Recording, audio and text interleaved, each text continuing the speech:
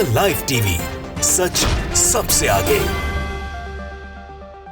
नमस्कार, मैं हूं रंजीत झा और आप देख रहे हैं द लाइव टीवी। कहते हैं कि अति का हमेशा अंत होता है और इजराइल की हालत कुछ इसी तरीके की इस वक्त दिखाई पड़ने लगी है। इजराइल के करीबी दोस्तों ने अब उनका साथ छोड़ दिया है क्योंकि इजरायलियों ने ऐसी नापाक हरकतें शुरू कर दी हैं। इजराइल पर प्रतिबंध लगाए जाने शुरू कर दिए गए हैं, वो भी उनके मित्र देशों के द्वारा, फिर चाहे अमेरिका हो या ब्रिटेन हो। इस वक्त खबर ब्रिटेन की है, यूके की है। यूके से बड़ा फैसला हुआ है। इजरायली सेटलर्स पर नकेल कसने के लिए बड़े फैसले लिए गए हैं।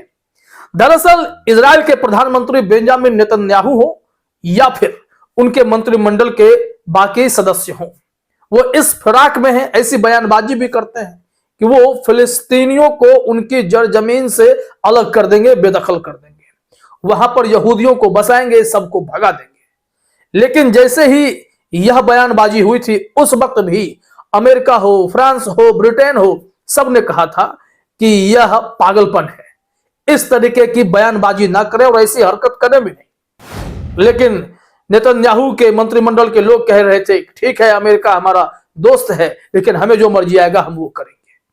और अब ब्रिटेन ने कदम उठाने शुरू कर दिए हैं। खबर यह है कि कई इजरायलियों पर प्रतिबंध लगाए गए हैं, वो भी इस मायने में क्योंकि फिलिस्तीनियों को वहां से, उनकी जड़ जमीन से बेदखल करने के लिए दबाव बनाने का इन पर आरोप लगा।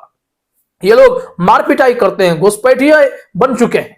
जबरदस्ती इजराइल के जो लोग हैं वो वेस्ट बैंक में घुसकर या फिर जो गाजा का अलग अलग क्षेत्र है, हर जगह ये लोग अपना दबदबा दिखाना चाहते हैं। ऐसे में अब अंतरराष्ट्रीय स्तर पर देशों ने कदम उठाना शुरू किया है और यह फैसला इस वक्त यूके का आया है।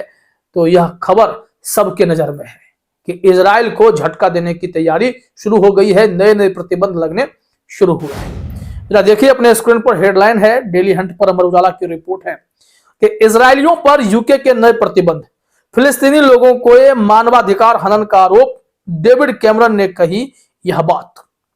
अब डेविड कैमरन, आप जानते हैं कि ब्रिटेन के पूर्व प्रधानमंत्री भी रहे और इस वक्त विदेश का पूरा मामला देखते हैं, विदेश सेक्रेटरी भी हैं, मंत्री भी हैं। तो उन्होंने अपने हिसाब से एक्शन लेना शुरू किया है। इजराइल और गजा की जंग में जिस तरीके से गजा वासियों के साथ बेरहमी की गई, 30-30 हजार लोगों को वहां मार दिया गया, उनकी हत्या कर दी गई इजरायली सेना के द्वारा, और करीब 14 लाख लोग जो राफा बॉर्डर पर जाकर शरण लिए हुए हैं, उन पर भी हमला करने की तैयारी इजराइल करने लगा। तो ऐसे में इजिप्ट भी इस वक्त इजराइल के खिलाफ मोर्चा खोल बैठा है और अपने तमाम हथियारों को बॉर्डर पर लगा रहा है। फिर चाहे S-75 उनका एयर डिफेंस सिस्टम हो या फिर टैंक्स हो, बख्तरबंद हो, इन सब को वहां तैनात किया गया है ताकि इजराइल को सबक सिखाया जा सके। अब यहां से इस रिपोर्ट में देखना है कि इजराइल पर अमेरिका जिस तरीके से नजर बनाए हुए था लेकिन करता कुछ नहीं था, यहां ब्रिटेन ने कैसे कर दिया, किस तरीके का प्रतिबंध है और इसका क्या असर पड़ेगा। अगर ऐसा होता है तो जितने भी इजरायली सेटलर्स हैं उस पर बैन लगाए जा सकते हैं क्या, दुनिया के तमाम देश ऐसा कर सकते हैं क्या, इस रिपोर्ट से पता चलेगा। आइए देखते हैं। लिखा हुआ है कि ब्रिटेन ने फिलिस्तीनी लोगों के मानवाधिकारों का उल्लंघन करने के आरोप में इजराइल के निवासियों के खिलाफ नए प्रतिबंध लगाने की घोषणा की। ब्रिटेन के विदेश सचिव ने कहा, 4 चरमपंथी इजरायली निवासियों पर नए प्रतिबंध लगाए जाएंगे।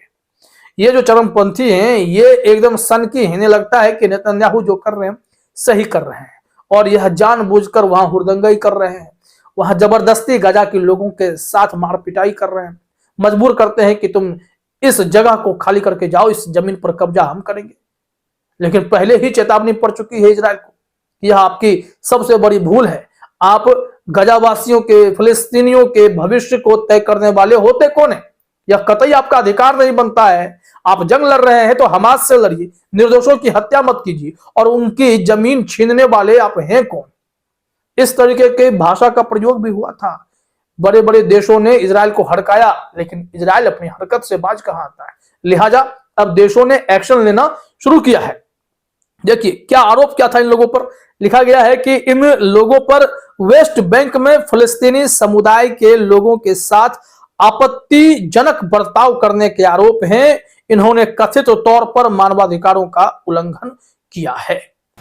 अब जो ब्रिटिश सचिव हैं उनके बातों को भी समझना जरूरी है कि विदेश सचिव जो ब्रिटेन के डेविड कैमरून साहब हैं क्या कह रहे हैं। लिखा गया है कि विदेश सचिव के बयान के मुताबिक पिछले साल वेस्ट बैंक में चरमपंथी लोगों की तरफ से हिंसा में अभूतपूर्व वृद्धि हुई है।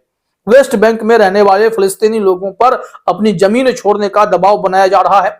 उत्पीड़न, धमकी और हिंसा के आरोपी व्यक्तियों में से दो की पहचान मोशे शर्बिट और यूनोन लेवी के रूप में हुई है।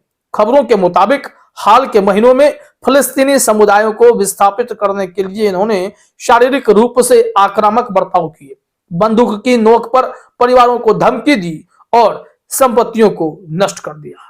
ये इनकी क्रूर हरकत है, ये दानवीय चेहरा है। लोग यहाँ इंसानियत के लिए मर रहे हैं कि भाई वहां पर शांति बहाल हो, गजा में जंग बंद हो जाए। तमाम देश अपनी तरफ से कोशिश कर रहे हैं, हालांकि उनकी कोशिशों को इजराइल मानता ही नहीं। इजराइल के खिलाफ अब तक जिसने भी एक्शन लेने की बात कही है उसकी बातों का कोई असर इजराइल पर नहीं हुआ।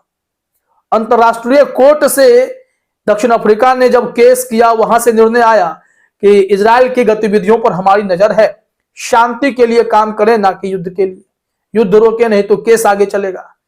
युद्ध नहीं रुका, जंग जारी है। अफ्रीका का केस भी सुनवाई के लायक माना गया, स्वीकार कर लिया गया। अमेरिका ने कहा कि आप जिस तरीके से राफा पर हमला करने जा रहे हैं इसके ठीक परिणाम नहीं होंगे। सऊदी अरब ने कहा कि ठीक परिणाम नहीं होंगे। सुरक्षा परिषद में कई बार युद्ध विराम के लिए वोटिंग हो गए लेकिन कोई असर नहीं पड़ा। तो इजराइल सुन किसकी रहा है? इजराइल के अपने ही देश, वहां के नागरिक हजारों लाखों की संख्या में इजरायली पीएम के निजी आवास को घेर कर प्रदर्शन कर रहे हैं, इजरायली पार्लियामेंट को घेर कर प्रदर्शन कर रहे हैं। इजरायली पार्लियामेंट में बवाल मचा हुआ दिखाई पड़ा। यह सब कुछ होने के बावजूद भी इजराइल के प्रधानमंत्री नेतन्याहू के कानों पर जूं नहीं रेंग रहे हैं। क्या कारण है? किस प्रकार की यह सनक है जिसमें गजावासियों से ही बदला लेना है, गजावासियों का खून बहाना है, फिलिस्तीनियों को बेदखल करना है? ये तमाम चीजें बर्दाश्त से बाहर हैं। इस वजह से अब ऐसे जो एक्सट्रीमिस्ट ग्रुप हैं इजराइल के, उन पर कार्रवाई करने का जिम्मा यूके ने उठा लिया है और इसका असर भी आपको दिखेगा। यहां देखिए क्या लिखा हुआ है कि इन घटनाओं का संज्ञान लेते हुए ब्रिटेन ने आरोपी इस्राएली लोगों पर नए सिरे से प्रतिबंध लगाने की घोषणा की है। विदेश सचिव डेविड कैमरन ने आरोप लगाया कि आरोपी इजराइल निवासी फिलिस्तीनियों को धमकी दे रहे हैं। किसी भी तरह की हिंसा अवैध और अस्वीकार्य है। मानवाधिकारों का उल्लंघन करने वाले इन लोगों पर कुछ सबसे गंभीर प्रतिबंध लगाए गए। यहां क्या हो रहा है इसके बारे में तस्वीर स्पष्ट होनी चाहिए।